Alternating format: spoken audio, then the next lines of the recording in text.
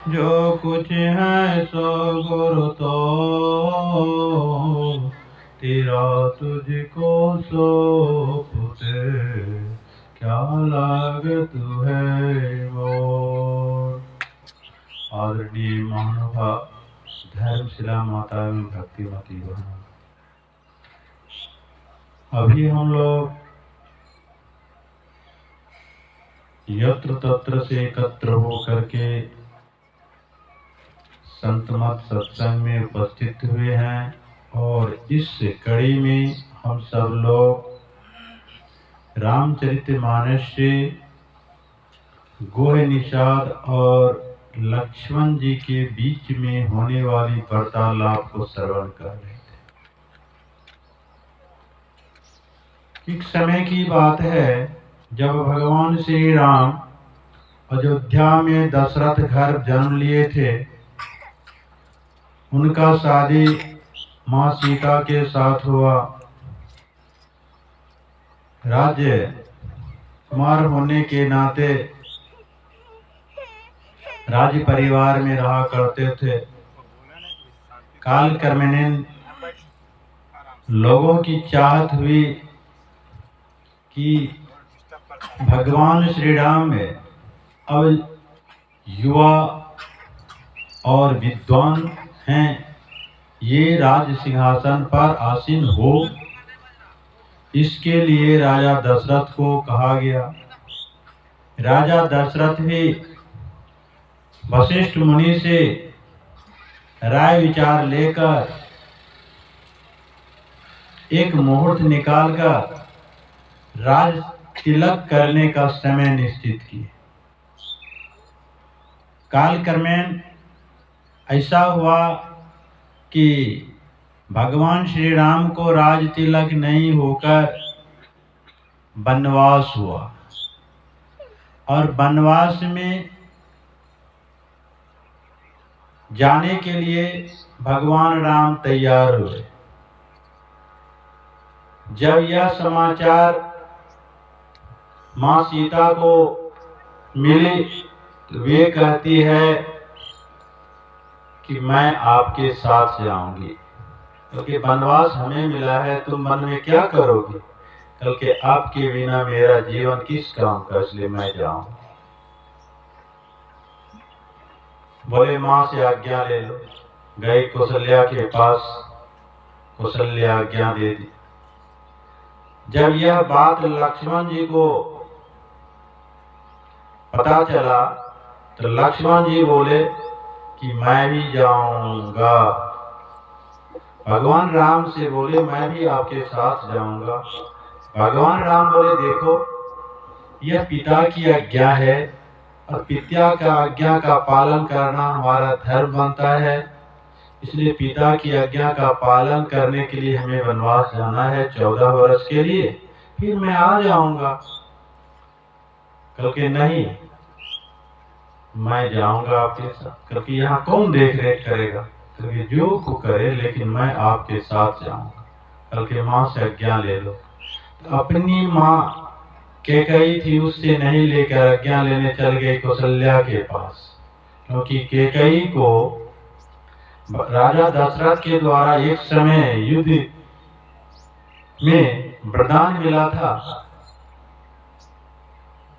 तो उस वरदान को राज तिलक राम को होने किस समय हुए मांग लिए कि हमारे पुत्र भरत को राज तिलक हो और राम को वनवास हो। यह सुनकर राजा दशरथ मूर्छित हो गए कि मैं तो मेरा दिया हुआ वचन तो वापस नहीं हो सकता, मैं क्या कहूंगा राम को। मूर्छित हो गए। लक्ष्मण जी को यह पता था कि यह राम केवल दशरथ का पुत्र नहीं है, यह राम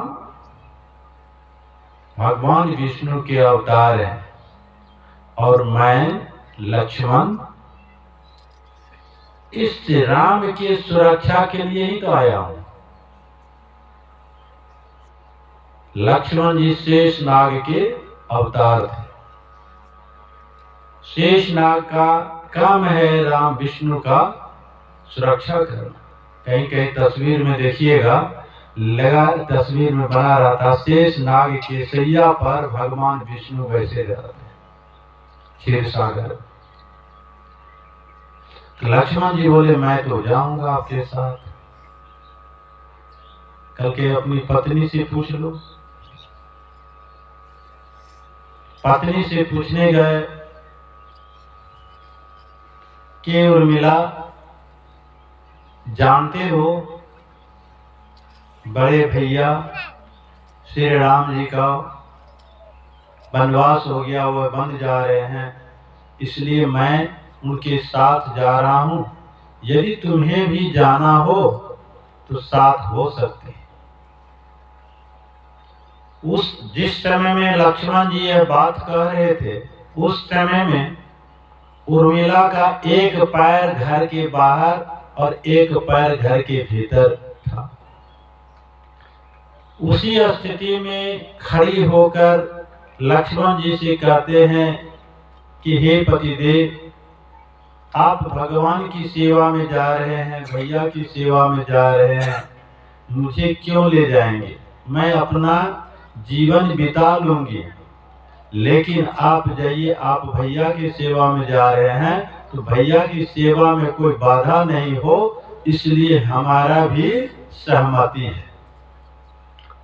और उर्मिला ऐसी थी पतिव्रता नारी कि एक पैर भीतर चौखट से एक पैर अंदर, उसी स्थिति में 14 बरस तक रह गई।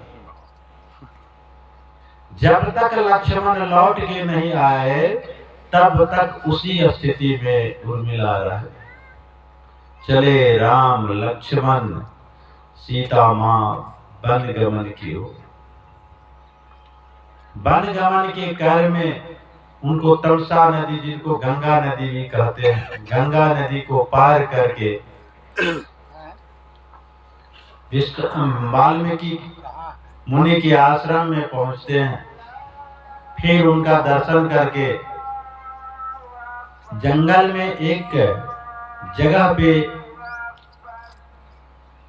कुछ दिन ठहरने का कार्यक्रम निश्चित करते।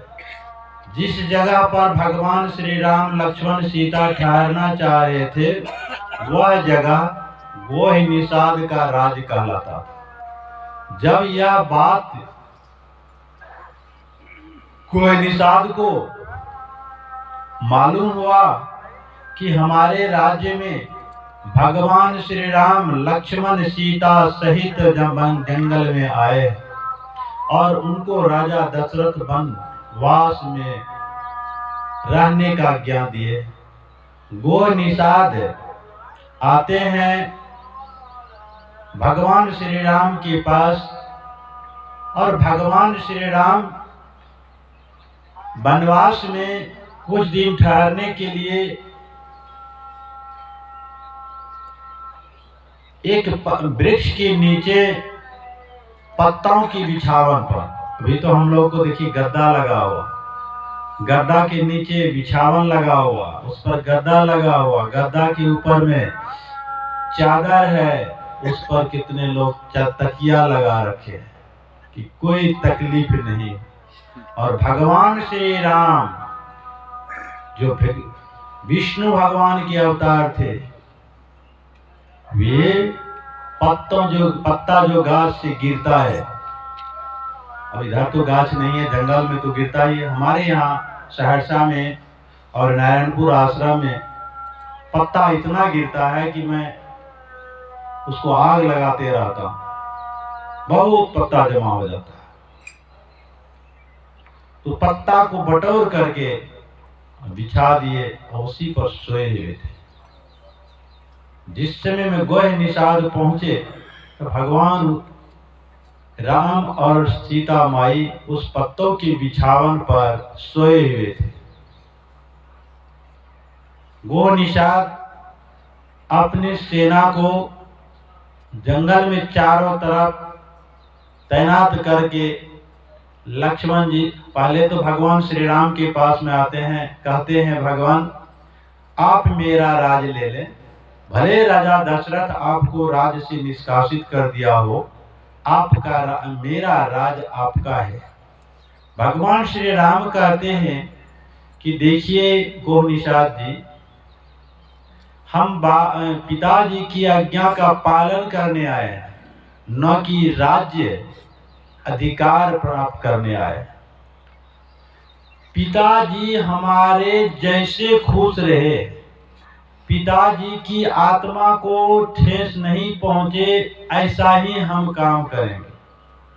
हमारी माता जी की बात असत्य नहीं हो, ऐसा ही हम काम करेंगे। माता कैकेयी को हमारे पिताजी वरदान दिए थे, और वह वरदान माँ कैकेयी हमारे पिताजी से मांगे। पिताजी हमें वन गमन क्या आज्ञा दिए, तो पिता की आज्ञा का पालन करना ही हमारा धर्म बनता है। इसलिए हे गोह निषाद, मैं आपके राज्य में हूँ, मैं राजा नहीं बनूंगा। इसी जंगल में किसी तरह 14 वर्ष बिता लूंगा, फिर जैसा होगा वही अयोध्या को लौटूंगा। गोह निषाद जी लक्ष्मण जी के पास बैठ करके, यह तो लक्ष्मण जी भगवान श्री राम के पहरेदार के रूप में जगह बैठे हुए थे। गोह निषाद की सेना भी चारों तरफ जंगल में तैनात थे। गोह निषाद और लक्ष्मण जी आपस में वार्तालाप करने लगे। क्या वार्तालाप करने लगे, उसी का आज प्रसंग है। यह प्रसंग है कि इस कर्म जगत में हम सब लोग आए हैं। ये कर्म जगत में हम सब लोग कर्म के बंधन में बंधे हुए। हम सब लोगों को जो कर्म का फल मिल रहा है, यह सब अपने किए कर्मों का फल है। हम लोग दोष लगाते हैं कि हमारे भाग्य में गरीबी था, हमारे भाग्य में पुत्र नहीं है, हमारे भाग्य में यह रोग हो गया, यह वियोग हो गया, अमुक घर में जन्म हो गया, हम गरीब हैं, हम फलना जाति के हैं, हम नीच जाति के हैं, वे उच्च जाति के हैं। इससे संबंधित बातों का वर्णन किया गया है। गोह निषाद जी लक्ष्मण जी से कहते हैं कि माँ कैकेयी को ऐसा नहीं करना चाहिए जिससे यह सुकुमारी वधु को कष्ट हो, ये सुकुमार राजकुमार को कष्ट हो। माँ कैकेयी को ऐसा वरदान नहीं देना चाहिए, ऐसा शाप नहीं देना चाहिए कि उनको जंगल में रहना पड़े। अब देखिए, मधुर मधुर कोमल शरीर वाले राजकुमारी राजकुमार पत्तों की बिछावन पर सोए हुए हैं, ये अच्छी बात नहीं। गोह निषाद की इस बात को सुन करके लक्ष्मण जी कहने लगे। लक्ष्मण जी भी बहुत विद्वान थे, साधारण आदमी नहीं थे, शेषनाग थे, ज्ञानी थे। मृदु भाषा में बोलने लगे। कहते गोह निषाद को सुन के बोले, लखन मधुर मृदु बानी, ज्ञान विराग भगति रस खानी। कि लक्ष्मण जी मृदु भाषी में, प्रेम में भाषी में, मधुर भाषी में बोल रहे हैं कि हे गोह निषाद जी, ज्ञान विराग भक्ति रस में विरक्त साना हुआ, मतलब ज्ञानी बोल रहे हैं। ज्ञान विराग वैराग्य पूर्ण भाषा में, कोई आसक्ति भाव में नहीं बोल रहे हैं, और भक्ति भाव में बोल रहे हैं। काहू ना कोई सुख दुख कर दाता, निज कृत कर्म सुनो भोग भ्राता। कि हे भाई सुनिए, किसी को कोई सुख दुख देने वाला नहीं है, सबको अपने किए कर्मों का फल भुगतना पड़ता है। कबीर साहब इसी को एक भजन के माध्यम से कहे हैं, कहिए तो, कर्म में गति कार्य न कर।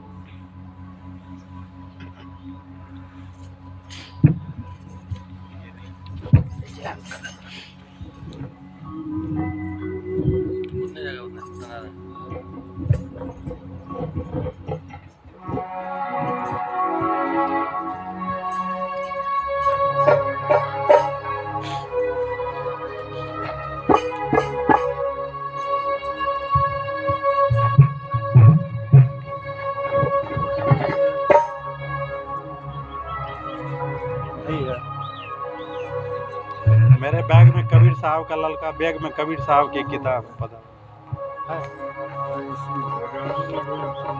नहीं उसमें है, उस समय नहीं, उसमें नहीं निकाले, नहीं कहाँ निकाले?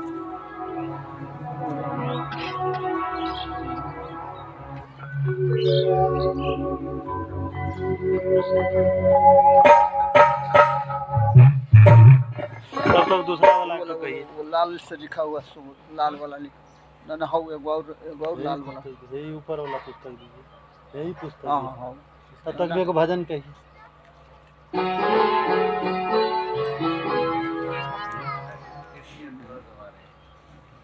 इतना सा ढूंढे फिर खुदा से आगे लगे।